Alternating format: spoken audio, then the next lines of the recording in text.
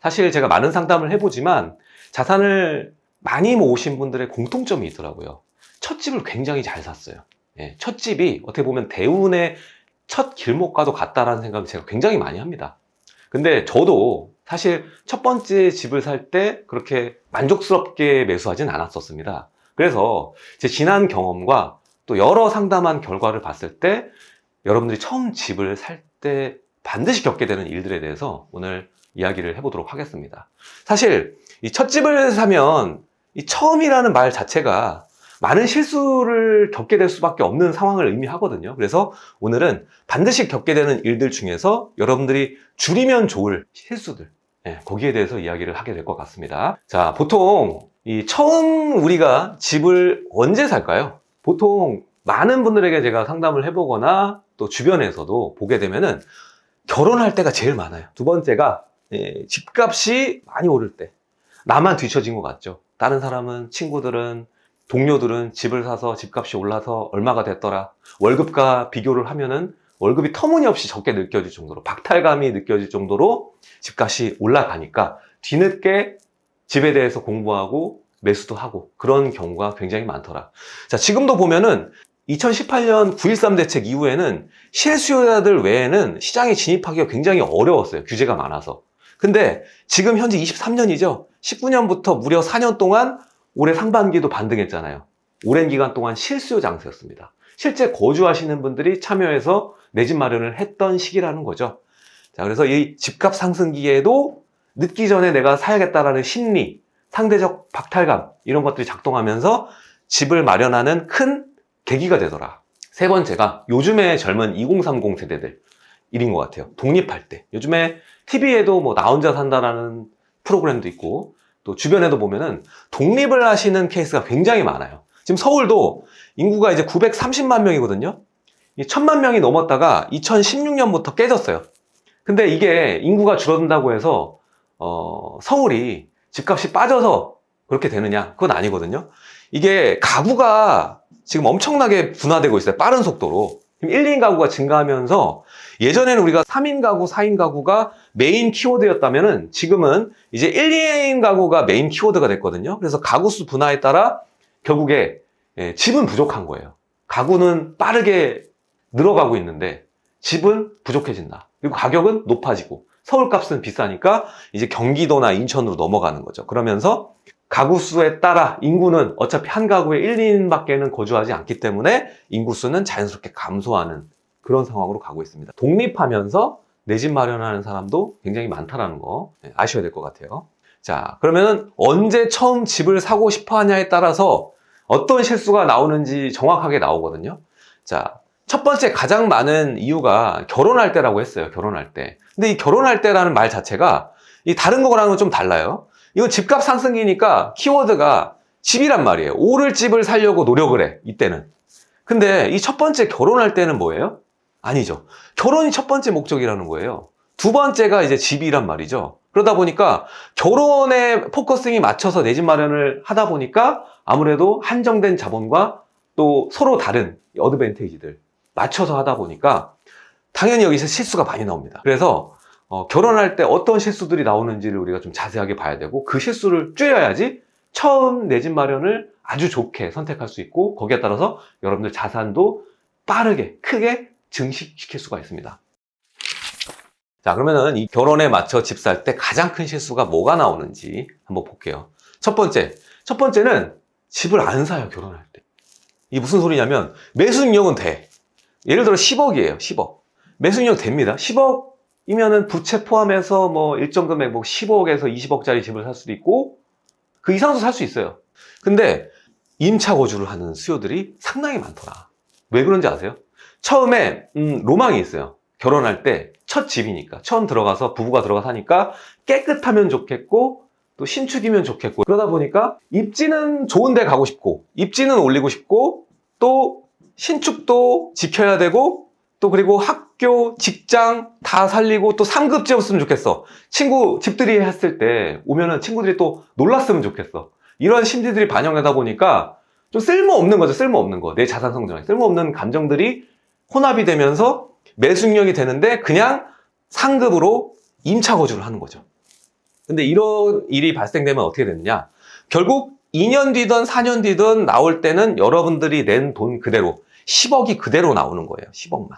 이게 굉장히 실수가 되죠. 언제? 이게 만약 19년부터 23년 이 사이라고 가정을 하면 어떻게 될까요? 이 집주인은 여러분들을 레버리지해서 나머지 돈으로 수익을 극대화시키는 데 주안점을 두는데 여러분들은 결국 레버리지의 희생양이 된 거예요. 그래서 첫 번째가 매수 능력이 되는데 임차 거주를 하는 케이스. 저는 첫 집은 웬만하면 사야 된다고 생각합니다. 무조건 사라. 경험이 중요합니다. 부동산 투자도 많이 해본 놈이 많이 먹는 거예요. 그래서 첫 집이 굉장히 중요하다. 무조건 매수를 해라. 두 번째가 연계되는 건데 인테리어에다가 과한 지출을 하는 케이스가 많아요. 결혼이다 보니까 깨끗하고 예쁘고 이랬으면 좋겠다. 그래서 인테리어 요즘에 얼마나 해요? 30평 하는데 5천만 원, 억 단위씩도 들어가요. 예. 이 돈을 들여서 들어가는 거예요. 예. 들어가면 어떤 일이 벌어질까? 다 날리는 돈입니다. 임차 거주할 때는 들어가지 않지만 내 집 마련을 할 때 이게 한정된 자본이니까는 구축 들어갈 수 있잖아요. 구축. 뭐 한 10년에서 20년 된 거. 그럼 안을 싹 다 뜯어 고치게 되면 거기에 집값 10억 플러스해서 인테리어에 1억이 들어갔다. 그러면 내 실제 들어가는 실투자금은 얼마예요? 11억이 되는 거예요. 11억. 그럼 나는 11억에 팔면 본전이 되는 거지. 그리고 시장 상황이 좋지 않으면 어때요? 그냥 10억에 팔아야 되잖아요. 그럼 1억이란 인테리어금은 어떻게 되죠? 시장이 인정해주지 않는 금액입니다. 예. 고스란히 날리는 금액이에요. 이 인테리어 비용은 어떤 비용이냐면 차후에 만약에 내가 집을 사서 인테리어를 해서 나중에 매도한다. 이때 여러 이제 수요자들이 또 집을 보러 올 거 아닙니까? 집을 보러 왔을 때 그냥 산다 안 산다의 결정을 도와주는 도구일 뿐이지 인테리어 돼 있네 5천 1억 주는 돈이 아니라는 얘기죠. 그래서 이게 너무 과한 지출은 하면 안 된다. 당연히 삶의 질이 중요하니까 어느 정도는 기본 인테리어는 반드시 하고 들어가는 게 좋지만 너무 과한 지출, 이게 뭐 샹들리에 달고 막, 예? 방 하나 터버리고 이러한 것들은 사실 매도에 하나도 큰 도움이 되지 않는다. 오히려 그 집의 특수성을 만들어가지고 거래하기 힘들게 만들 수도 있어요. 어떤 분들은 뭐 애 어차피 하나니까 방 3개짜리를 하나를 터가지고 거실을 넓히고 이런 케이스가 있어요. 그러면은 이러한 집을 원하는 수요, 한정된 수요한테 밖에는 메리트가 없는 집이 돼요. 그럼 어떻게 돼요? 안 팔리는 거죠. 인테리어 뭐 수억 들이면 뭐예요? 안 팔리는데. 예, 인정받지도 못하고 안 팔려버리는 기재로 작용할 수 있다는 거예요. 그래서 인테리어는 적당히 하는 게 좋다. 첫 집은. 자, 세 번째는 아까도 말했지만 신축 고집하는 거. 신축 고집하면 어떻게 돼요? 신축을 고집하다 보니까 첫 번째로 연결되는 거예요. 매수 능력 되는데 나는 분명히 구축을 살 수 있는 돈이 있는데 신축 고집하다가 전세로 들어가는 거예요. 근데 이 전세로 들어갔다가 깨닫게 되죠. 2년, 4년 정도 뒤에. 아, 내가 호구짓을 했구나. 이거 전세 말고 월세라면 더 심해요. 월세라면 요즘에 어느 정도 급지가면 월 200은 들어간단 말이죠. 그러면 2년이면 얼마야? 4천이야. 그리고 이게 한 4년 갱신청권 썼어. 그럼 4년이면 어떻게 돼? 8천만 원이에요. 이 소중한 돈을 날릴 수 있다는 거예요. 그래서 처음 웬만하면 돌아보면 결국에 정답은 뭐다? 살 걸이에요. 살 걸. 그때 살 걸. 결혼할 때 그냥 살 걸. 그런 후회는 하지 마시라는 거예요. 그래서 웬만하면 뭐 하락기 만나서 고생한다. 이거 안 팔면 되는 거예요, 사실. 우리나라 경제가 계속 성장하는 한 우상향합니다. 항상 자산 가치는. 특히 서울 한복판에 있는 경기의 중심지에 있는 집은 계속 올라가요. 일시적으로 떨어질 수는 있겠죠. 하지만 여러분 거주하잖아요. 거주하고 시간을 보내게 되면 결국 화폐 가치는 떨어집니다. 자산 가치는 올라가고요. 가격 자체가. 뭐 가치는 그대로일 수 있어요. 사용 가치는 그대로일 수 있으나 가격은 올라간다는 거예요. 그래서 웬만하면 결혼할 땐 오르고 떨어지는 거 생각하지 마라. 그냥 살아. 자, 그러면은 이 첫 집 살 때 가장 큰 실수, 지금은 뭐 케이스 바이 케이스를 얘기 드렸던 거고 저도 마찬가지로 아쉬운 점이 있다고 말씀드렸잖아요.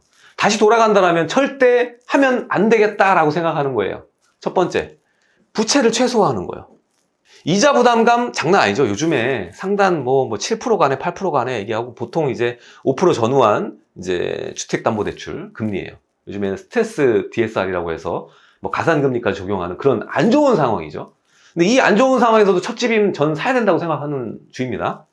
자, 부채 최소화는 이런 이자 부담감 때문에 내가 월이자 이만큼 내면은 너무 아깝다. 혹은 내가 생활하는데 소비에 문제가 생겨. 이래서 결국에 걱정을 하고 줄이게 되는 거예요. 그냥 내가 내 형편에 무슨 이 집이냐. 분명히 부채를 쓰고 내 자본금을 합하면 A 아파트를 살 수 있는데 부채에 대한 이자 부담감 때문에 B를 선택하거나 C를 선택해버리는 경우가 있어요. 근데 이게 시간이 지나잖아요. 결국 4년이 지나든 6년이 지나든 시간이 지나면 알게 됩니다. A를 고를 걸. 자꾸 돌아가는 거예요, 지금. B를 고르거나 C를 고르면 돌아가요. 그럼 A는 이만큼 가격이 돼 있고, B는 요만큼 가격이 돼 있고, C는 이만큼 가격이 돼 있어요. 특히 이제 성장기 때, 성장 사이클 때는 차이가 더 벌어진다고요, 가격 차이가. A, B, C가. 그러면 처음에는 분명히 A를 살 수 있었는데, 나중에 시간이 지나고서는 C의 선택을 했던 사람은 B조차도 사기가 어려운 상황으로 바뀔 수도 있어요. 굉장히 안타까운 거죠. 분명히 나는 A를 살 수 있었는데 갈 수 없는 거예요. 이만큼의 갭이 벌어지고 이만큼 내 자본력을 투여해야 되니까. 그 자본은 없는 거죠. 내 소득으로는 어림도 없는 그런 상황이 벌어질 수 있는 겁니다. 그래서 지금 내가 살 수 있는 최대한을 선택하는 게 첫 집, 내 집 마련에는 제일 중요한 실수를 줄이는 방법이라는 거예요. 그래서 부채는 내가 감당할 수 있는 수준, 자기 자신을 자꾸 많은 분들이 이렇게 해요. 이런 이자 부담감에 있어서는 부모님한테도 물어보거든요. 나 이거 집 살려고 하는데, 그럼 부모님은 내 자녀를 지키기 위한 제일 안전한 방법을 좋아해요. 안전한 것들을. 그래서 네가 그 이자를 어떻게 부담하냐, 집 낮춰라, 이런 얘기를 하거든요. 하지만 저는 그렇게 생각하지 않습니다. 여러분들이 감당할 수 있다면 감당할 수 있는 선 안에서 최대한의 선택을 해라. 최대로 좋은 집을 사라. 이게 제일 먼저 드리고 싶은 조언이에요. 보통 많은 분들이 자기를 되게 낮게 생각해요. 낮춰서 생각한다. 이러면 안 돼요. 자기를 낮춰서 생각하지 말고, 너무 과대평가도 안 되지만 과소평가는 더 안 돼요. 더 안 되니까 내 한정된 자본 내에서 부채를 끌어들여가지고 살 수 있는 최대한 집을 선택해라. 자, 두 번째는 가성비 단지를 그렇게 좋아합니다. 어떻게 보면 첫 번이랑 좀 연계되는데, 이자도 부담스럽고 내 돈도 다 써가지고 집 사면 내가 뭐 투자를 하거나 뭐 차를 사야 되는데 못 산다, 이런 생각 하시는 거죠. 그래서 가성비, 입지도 어느 정도 되는 거, 그리고 학교도 뭐 가까운 거, 직장도 가까운 거, 이런 거 찾다 보니까 어떻게 돼요? 떨어지는 거예요. 이렇게 빠지는 거예요. 가격, 가성비, 부동산에서의 가성비는 한 글자로 그냥 입지가 좀 빠지는 데 사는 거고, 단지가 좀 규모가 작은 나홀로 산다라는 거예요. 입지 대비 가격이 싼 거는 나홀로가 되는 거고, 그냥 가격이 싸고 나머지를 채우면 입지가 좀 빠지게 되는 거죠. 결국에 이거는 뭘 의미해요? 황금성이 떨어진다고, 황금성. 가성비 단지는 지금 나한테 가성비는 나중에도 가성비로 팔아야 되는 단지예요. 그래서 황금성이 떨어진다. 부동산에서 가성비라는 말은 머릿속에서 지우셔야 돼요. 그래야 투자를 잘합니다. 가성비를 따지지 마라. 이게 큰 실수를 줄이는 두 번째. 세 번째예요, 세 번째. 세 번째도 가장 많이 하는 게 사이즈. 넓은 거 좋아하죠. 누가 넓은 거 좋은 거 모릅니까? 근데 이게 단순하게 여러분들 살 때만 고려하는 게 아니라 팔 때도 고려해야 돼요. 사이즈를 이게 일정 규모로 맞추다 보면은, 이게 만약에 난 30평은 안 돼. 30평을 사요. 한정된 돈에서 30평을 사면 어때요? 입지를 낮춰야지. 급지를 낮춰야 돼요.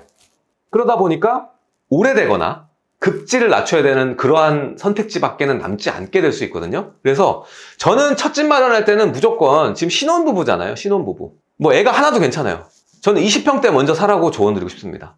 처음부터 40평대, 50평대, 뭐 큰 집 사실 필요 없어요. 이거 살 돈으로 상급지, 최상급지의 20평대를 사. 이게 큰 실수를 줄이는 방법입니다.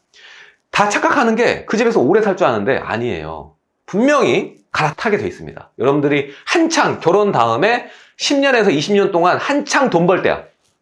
나이 드신 분보다 소득이 많을 때예요. 제일 많이 벌 때야. 그럴 때는 처음부터 이렇게 하지 말고 제일 좋은데 20평대 들어가야 돼요. 그렇게 해야 됩니다. 왜? 나중에 갈아타거든요. 분명히. 첫 집, 내 집 마련은 황금성을 가장 먼저 고려해야 될 1사안으로 봅니다. 황금성. 결국 황금성이라는 말은 뭐다? 입지가 제일 중요하다는 얘기예요. 그래서 첫 집은 황금성.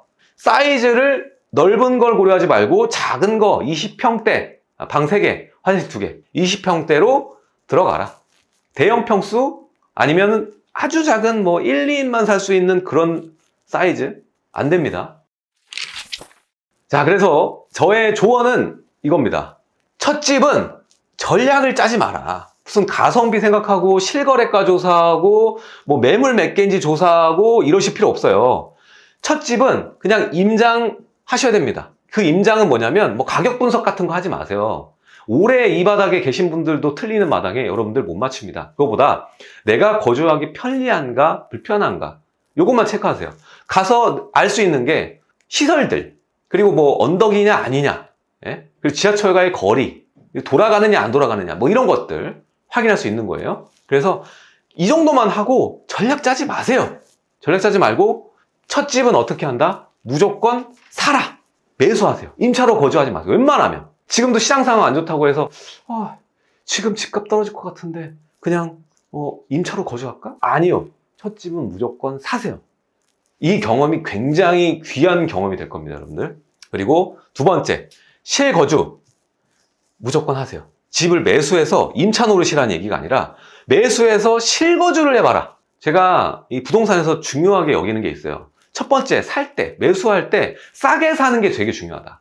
비싸게 파는 거 여러분들 못해요. 그건 시장이 알아서 하는 거고, 싸게 사는 건 여러분들이 할 수 있는 유일한 거예요, 부동산에서. 싸게 사는 걸 할 수 있어요. 두 번째가 뭐냐면 수익을 극대화할 수 있는 건 세금이에요, 세금. 내가 장기보유 특별공제, 그리고 1세대 1주택 비과세, 2주택 비과세, 혼인 비과세 이런 것들 해봐야 돼요. 그리고 처음 팔았을 때 수익이 많이 남는 걸 경험을 해야 부동산 시장에 여러분들이 지속적으로 끊임없이 남아있을 수가 있어요. 그래서 비과세를 경험해봐라. 매수해서, 첫집 매수해서 실거주해서 결국 팔게 돼요, 결국에. 여러분들 지금 살려고 고민하는 거 영원히 살 것 같아요? 아니에요. 4년입니다, 4년. 4년 뒤면 분명히 여러분들 갈아타기 생각합니다. 결혼 후에 거주해서 4년 뒤면 다른 집 생각하게 돼요. 무조건. 애가 이제 크기 시작하죠. 4년, 늦어도 6년입니다. 6년 후면 갈아타기를 고민하게 돼요. 그래서 아까 제가 실수를 하지 말아야 되는 게 사이즈, 넓은 거 굳이 처음에 내 집만 할 필요 없어요. 제일 좋은 상급지에 20평대 기억하세요. 그거 사서 황금성 바꿔야 됩니다. 나중에 바꿔야 돼요. 애들에 맞춰서. 그래서 갈아타기 단계가 4년이나 6년 뒤면 무조건 온다. 그래서 정리하면 첫 집 전략 짜지 마. 그냥 사야 돼. 무조건 사고 거주를 해. 그리고 갈아타기 4년이나 6년 뒤에 할 때 비과세 한번 경험해 봐. 이게 제 첫 집에 대한 조언입니다. 자, 오늘은 제가 첫 집 살 때 얘기를 드렸죠. 4년이나 6년 뒤에 분명히 갈아타기 나온다고 했어요. 두 번째 갈아타기 고민할 때 가장 많이 고민들 하시는 시기가 언제냐면 애가 이제 학교 들어갈 때. 그때 갈아타기 고민 많이 합니다. 자, 그러면 다음 갈아타기 할 때 반드시 겪게 되는 일들과 실수들에 대해서 똑같이 얘기를 해드릴게요. 여러분들의 실수를 줄이고 자산을 폭발적으로 성장시키는 데 도움이 될 수 있는 얘기로 꽉 채워드릴 테니까 많은 분들에게 공유해드리고 자녀분들 그리고 구독하기 꼭 해주시고요.